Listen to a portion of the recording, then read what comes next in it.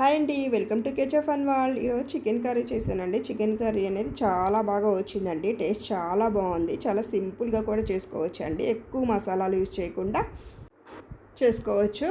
మీరు కూడా తప్పకుండా ఒకసారి ట్రై చేయండి, మీకు తప్పకుండా నచ్చుతుందండి. కర్రీ ఎలా చేయాలో చూసేద్దామండి.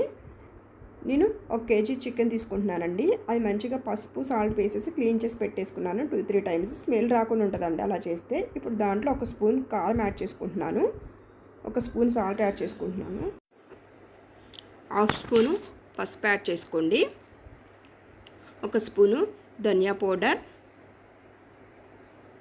1 స్పూను జీరా పౌడర్ వేసుకోండి, 1.5 స్పూను జింజర్ గార్లిక్ పేస్ట్ వేసేసుకోవాలండి.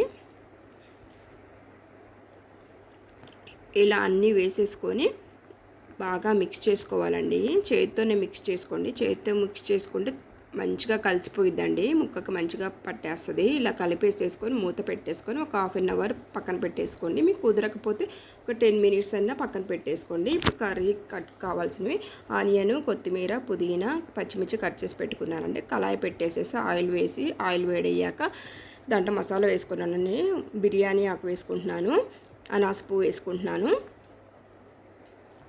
కొంచెం దాల్చిన చెక్క వేసుకొని కొంచెం వేగాక లవంగాలు వేసుకోవాలండి. లవంగాలు తొందరగా వేగిపోతాయి కాబట్టి. ఇవి మంచిగా వేగాక ఇప్పుడు కట్ చేసి పెట్టుకున్న పచ్చిమిర్చి వేసుకోండి. నేను 2 పచ్చిమిర్చి వేసానండి. తర్వాత కట్ చేసిన ఆనియన్ కూడా వేసుకోవాలండి. ఇలా వేసేసుకొని బాగా కలుపుకోవాలి. ఆనియన్ గోల్డెన్ కలర్ వచ్చే వరకు ఫ్రై చేసుకోవాలండి. సాల్ట్ వేస్తే ఆనియన్ అనేది తొందరగా మగ్గిపోతాయి అన్నమాట. ఇప్పుడు కొంచెం పసుపు వేసుకోండి. పసుపు ఆల్రెడీ యాడ్ చేసాం కాబట్టి కొంచెం వేసుకుంటున్నాను నేను. కొంచెం సాల్ట్ వేసుకోండి, తొందరగా మగ్గిపోతాయి ఆనియన్ ముక్కలు అనేవి.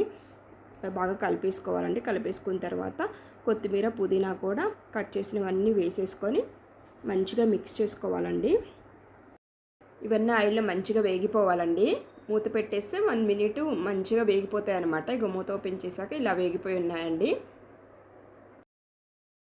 మంచిగా వేగాక దీంట్లో మనం కలిపి పెట్టుకున్న చికెన్ అంతా వేసేసి బాగా మిక్స్ చేసుకోవాలండి. చికెన్ అనేది ఆయిల్లో కూడా మంచిగా ఫ్రై అవుతే టేస్ట్ అనేది కర్రీ చాలా బాగా వస్తుందండి. అదే వేగనివ్వకుండా వాటర్ పోసేసి ఉడికించుకుంటే స్మెల్ వస్తుందండి చికెన్ అనేది. ఇలా చేసుకుంటే స్మెల్ అనేది రాదండి. ఇలా మంచిగా కలిపేసి మూత పెట్టుకున్న తర్వాత 1 మినిట్ తర్వాత మిక్స్ చేసుకోండి. మధ్య మధ్యలో మిక్స్ చేసుకుంటే అడుగంటకుండా ఉంటుందన్నమాట. ఇలా మొత్తం కలిపేసుకొని మధ్యలో మూత పెట్టేసుకొని ఈలోపు నేను ఒక మిక్సీ జార్ తీసుకొని 2 టమాటాలు తీసుకున్నానండి మీడియం సైజు, కొన్ని క్యాషు తీసుకొని మిక్సీ పట్టేసుకున్నాను. ఈలోపు మూత ఓపెన్ చేశాక చికెను మగ్గిపోయిందండి ఆయిల్లో మంచిగా. ఇప్పుడు కలిపేసేసుకొని మనం మిక్సీ పెట్టుకున్నాం కదండి పేస్టు, ఆ టమాటా పేస్ట్ మొత్తం దీంట్లో వేసేసి బాగా కలిపేసుకోవాలండి. ఇలా కలిపేసుకుంటే ఏంటంటే పచ్చివాసన అనేది రాదనమాట. ఆ పేస్ట్ కూడా మంచిగా కర్రీలో కలిసిపోయిద్దండి.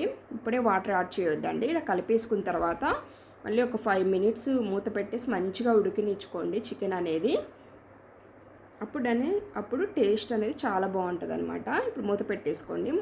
5 మినిట్స్ తర్వాత ఉడికిపోయిందండి. ఇలా కలిపేసుకున్న తర్వాత ఇప్పుడు మీరు వాటర్ అనేది యాడ్ చేసుకోండి.